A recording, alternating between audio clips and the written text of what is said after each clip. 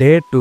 ఈ రోజు నీ లోపల ఉన్న భయాన్ని కాదు, ధైర్యాన్ని మేల్కొలు. ఎందుకంటే ఈ ప్రపంచంలో వయసు చిన్నదైన ధైర్యం చరిత్రగా మారిన ఒక మహావీరుడు ఉన్నాడు. అతని పేరు అభిమన్యుడు. ఇది ఒక పేరు కాదు, ధైర్యానికి అర్థం. యుద్ధం అంటే భయపడని గుండె, చావు ముందున్న వెనక్కి తగ్గని అడుగు. అతను చిన్నవాడు, కానీ అతని గుండెల్లో ఉన్న ఫైర్ వేల మంది యోధుల కంటే పెద్దది. కురుక్షేత్ర యుద్ధంలో అందరూ భయపడిన ఒక పద్మ వ్యూహం ఉంది. అందులోకి వెళ్ళడం చాలా మందికి తెలుసు, కానీ బయటికి రావడం మాత్రం ఎవ్వరికీ తెలియదు. కానీ అభిమన్యుడు నాకు బయటికి రావడం తెలియకపోయినా ధర్మం కోసం పోరాడుతా అన్నాడు. ఒక్కసారి ఆలోచించు, ఇప్పటికీ మనం చిన్న చిన్న ప్రాబ్లమ్స్ కూడా భయపడతాం. అందరూ ఏమనుకుంటారో అని భయపడుతున్నాం, ఫెయిల్ అవుతామేమో అని ఆగిపోతాం. కానీ అభిమన్యుడు మాత్రం చావు ఎదురుగా కనిపించి వెనక్కి మాత్రం అడుగు వేయలేదు. ఎందుకంటే ధైర్యం అంటే భయం లేకపోవడం కాదు, భయం ఉన్నా ముందుకు వెళ్ళడం. అదే అభిమన్యుడు మనకు నేర్పించాడు. లైఫ్ లో కూడా మనకు చాలా పద్మ వ్యూహాలు, ప్రాబ్లమ్, ఫెయిల్యూర్స్, లోన్లీనెస్, పెయిన్, కొన్నిసార్లు బయటికి దారి కనిపించు. కానీ అప్పుడే గుర్తుపెట్టుకో, అభిమన్యుడు వెనక్కి తిరగలేదు. అయితే నువ్వెందుకు ఆగిపోవు? ప్రపంచం నిన్ను వీక్ అనొచ్చు, నీ డ్రీమ్స్ ఇంపాసిబుల్ అనొచ్చు, కానీ నీ గుండె ధైర్యం ఉంటే